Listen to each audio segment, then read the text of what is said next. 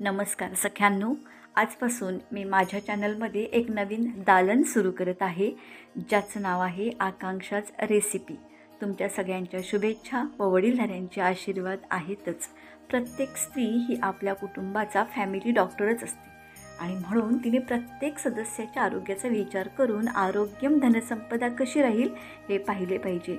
मी अभ्यासपूर्ण व्हिडिओ आपल्यासाठी नवीन घेऊन येईन, पण तुम्ही जर माझ्या चॅनलवर नवीन असाल तर चॅनलला सबस्क्राईब करा आणि व्हिडिओ आवडल्यास लाईक करायला विसरू नका। आज मी आपल्यासाठी आवळा बर्फी कशी करायची ती रेसिपी घेऊन आलेली आहे आणि आवळा आपल्या प्रकृतीसाठी खूप लाभदायक आहे। त्यासाठी त्याचे गुणधर्म पहिल्यांदा आपण समजून घेऊया। आवळ्यामध्ये व्हिटॅमिन सी भरपूर प्रमाणात असते, ज्यामुळे आजारातून बरे होण्यास मदत होते। आवळ्यामध्ये कॅल्शियम भरपूर प्रमाणात असते, ज्यामुळे हाडे मजबूत होतात। आवळ्यामध्ये फ्लेव्होनॉल्स आणि रसायने असतात, ज्यामुळे स्मरणशक्ती वाढते। आवळ्यामध्ये विरघळणारे फायबर असते, ज्यामुळे शरीरात साखर शोषून घेण्याचं प्रमाण कमी होतं। आवळ्याचे दाहक विरोधी गुणधर्म असतात, ज्यामुळे जळजळ कमी होते। आवळा श्वसनाच्या विकारांवर फायदेशीर ठरतो। आवळा लोहाचा समृद्ध स्रोत आहे, ज्यामुळे ॲनिमिया होत नाही। आवळा रोगप्रतिकार शक्ती वाढवतो। आवळ्याचा रस पिण्याने बद्धकोष्ठता दूर होते।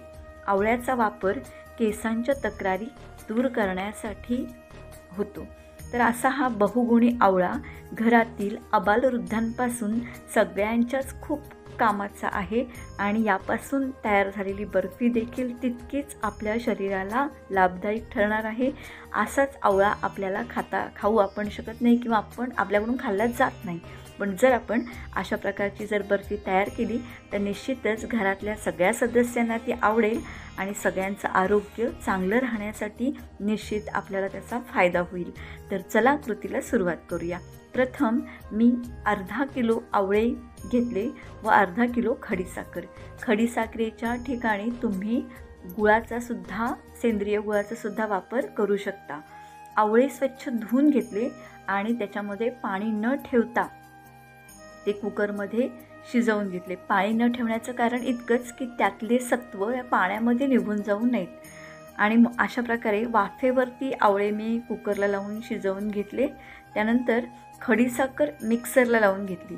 आवळे थंड झाल्यानंतर त्याच्यातल्या बिया काढून टाकायच्या आहेत आणि मिक्सरला आवळासुद्धा आपल्याला बारीक करून घ्यायचा आहे।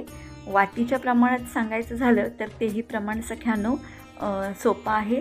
समजा हा बारीक केलेला आवळा आपला जर 1 वाटी होत असेल तर पिठी साखर जी आपण खडीसाखर करून घेतोय ती त्याच्या दुप्पट घ्यायची, म्हणजे 2 वाट्या घ्यायची आहे। तुमच्या आवडीनुसार यामध्ये तुम्ही जायफळ पावडर, वेलची पावडर घालू शकता। ड्रायफ्रूटसुद्धा तुम्ही याच्यामध्ये ॲड करून त्याची पौष्टिकता आणखी वाढवू शकता। नंतर हे सर्व मिश्रण आपल्याला मध्यम आचेवरती सतत ढवळत राहायचं आहे, कारण त्याच्यामध्ये पिठी साखर आहे ते खाली लागू नये याची काळजी आपल्याला घ्यावी लागेल। या बर्फीसाठी लागणारा वेळसुद्धा फार कमी आहे आणि आपली अतिशय पौष्टिक ही बर्फी कमी वेळामध्ये तयार होऊन जाते। आणि आता पहा असा गोळा तयार व्हायला लागलेला आहे। तो गोळा तयार व्हायला लागल्यानंतरच आपण ताटाला तूप लावून ते मिश्रण सगळीकडे पसरवायचं आहे आणि थोडं थंड झाल्यानंतर आपल्याला पाहिजे त्या आकाराच्या आपण वड्या पाडू शकतो, बर्फी पाडू शकतो। ड्रायफ्रूट त्याच्यावरती आपण शोभेसाठी लावू शकतो आणि यातलीच पिठी साखर आपण थोडी खडीसाखर जी पिठी केलेली आहे ती थोडी वरून जर लावली तर आपली प्रत्येक बर्फी ही मोकळी तुम्हाला दिसेल आणि त्याची आकर्षकतासुद्धा वाढेल।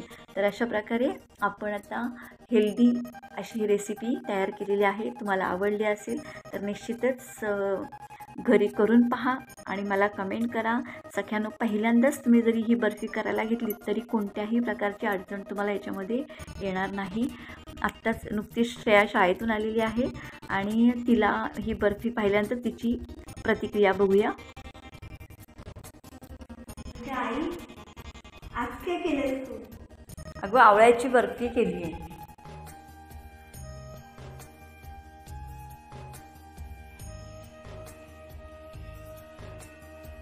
आई, तसा आवळा मी खात नाही हो, पण आवळ्याची बर्फी मस्त आहे। आवडली तुला? हो, छान छान।